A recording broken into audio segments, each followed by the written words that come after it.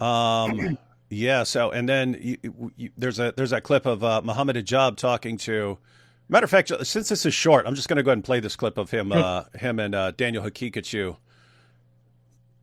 Let's see. Of the big names of da'wah have at least done polygamy once. The du'at, I would say it's about 85%. The women who take it the best are the revert sisters. It even reaches 50% fix.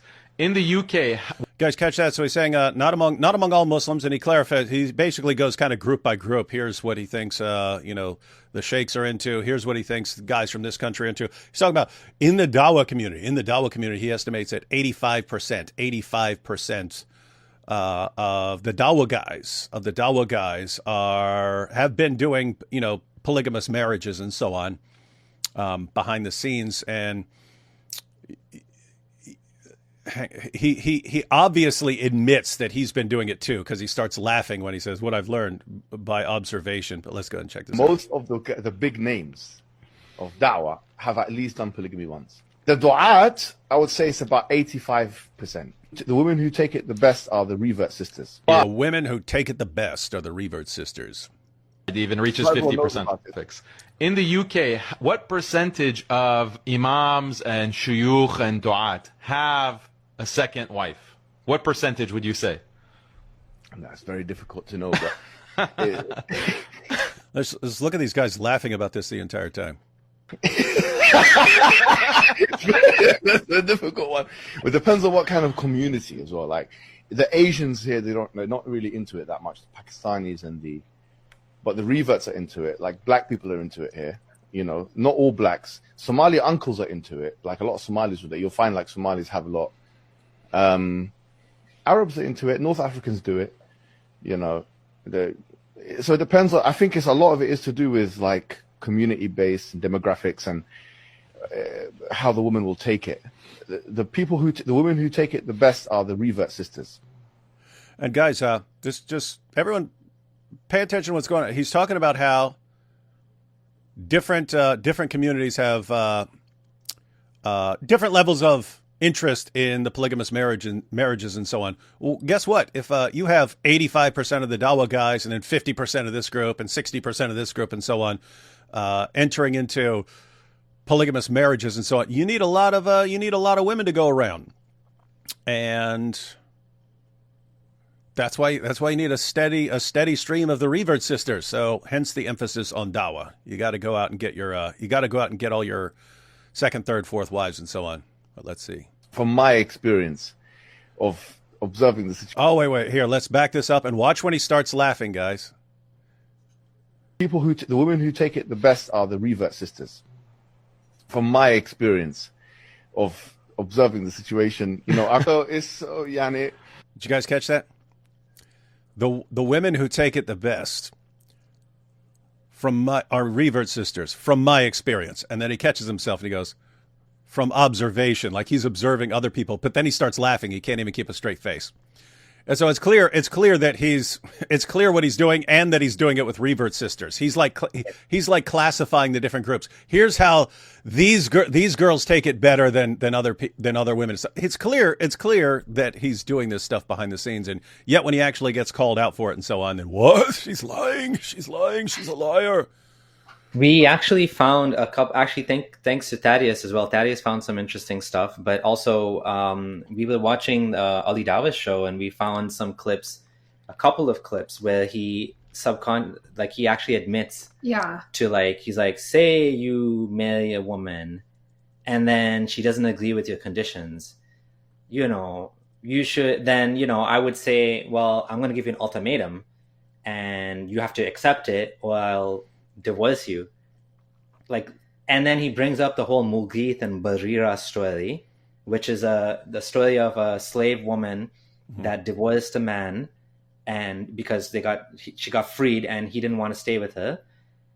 She didn't want to stay with him, so he was crying and following her around. And this specific story is in the text messages on Behind Veils, where he mentions this to Aisha. I am Mughith and I'm Barira and you're Mughith, meaning I don't want to be with you, and you're all upset about it. And in this podcast on Ali Dawah's show, he said the same thing. He's like, say you get married Mughith, and he mentioned the same Mughith, but he told on himself. Yeah. He like literally admitted it, like, I did this.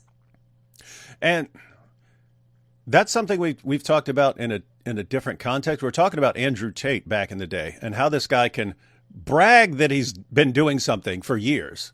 And then as soon as people accuse him of breaking the law with this stuff and he's going to be charged, then it's, oh no, I never did any of that stuff. I wasn't doing any of that stuff. And then his followers will all go, oh no, see, he didn't do any of that stuff. This is a Matrix attack, even though they know he was bragging about it for years. But here's the issue. When you have a group of fans that are that loyal to you, obsessively loyal to you, and they will mindlessly believe anything you say the second you say it, so that you can completely contradict what you said the day before, and they'll just believe whatever you're saying. When you have that level of dedication among your fans, it actually programs you, it conditions you to believe that you can get away with anything. And it doesn't matter if you're sloppy, because your fans don't care. And so what's been going on here, that was happening with Tate, but that's also happening with Hijab.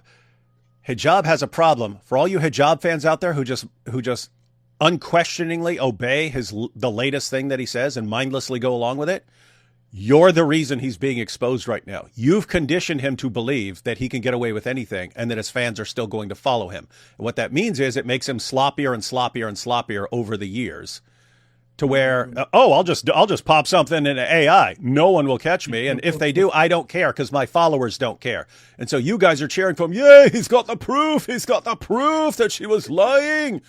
And everyone else on the planet who looks at this is going, oh my goodness, this is like so obviously fake.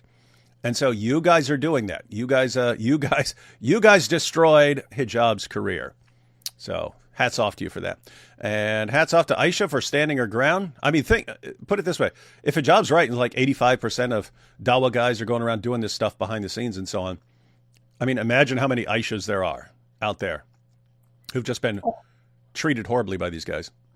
Also, I just wanted to say something too. When you look at Mohammed Hijab's that fake YouTube channel, that's obviously him, the so-called evidence that is offered, if you just like look at how many minutes of evidence there is versus just, filler content, making fun of Salman's shirt, this and that, it's like 10 seconds or even less. There's nothing there. And then he just posted on Twitter and these laughing emojis. It's like, gee, for somebody who didn't do this, for the severity of what's going on, you sure like are being sloppy with this and just not caring. Like, he has no desire, it seems, to try and, prove anything other than just making fun of people. Yeah, I just want to add to that with Hijab, what we're seeing is we're seeing an escalation. He doesn't want to, he should have, like we talked about this, he should have just dealt with it by saying, I did something wrong and I regret it. And I'm sorry to this woman who I harmed, and, whatever, may she forgive me, or whatever, Allah forgive me, whatever. Instead, because he's so arrogant, it's so narcissistic, he thought, like you said, he's going to get away with it. And so he kept putting the pressure up, and he keeps adding more First he said, I swear to Allah, uqsumu billah, I swear to Allah that I never did this. Then he's like, I deny it all. But the evidence keeps coming and coming and coming, and it's getting worse and worse and worse. And now he's getting more and more stuck. And then even when he's responding, he's like putting laugh emojis on, like it's like that meme, that Wojak meme, where he's like actually crying, but he's laughing on the outside. Mm-hmm. That's what's happening here. He can't take, he should have just said sorry and ended the whole thing. But instead, you can see his personality defect, like, glaringly. And it's, just think, if she had come out, if she had gone public, or, there was a time she was trying to deal with this behind the scenes. Yes. Could have said, okay, I apologize. Yeah. I apologize for treating you that way. Here, I'm going to give you this amount of money to make up for not providing for you in the past. We're going to be divorced. Here's a certain amount of money. I'm going to help you out. I'm going to help you out, and so on. Wasn't willing to do that. And then even after it came out, even after the story broke, he could have said, what are you guys talking about? I've been defending this stuff for years. Of course I'm doing it. So what? I'm allowed to do it. Shut up. There's nothing you can do about it. You don't like it. Congratulations, you're not a Muslim.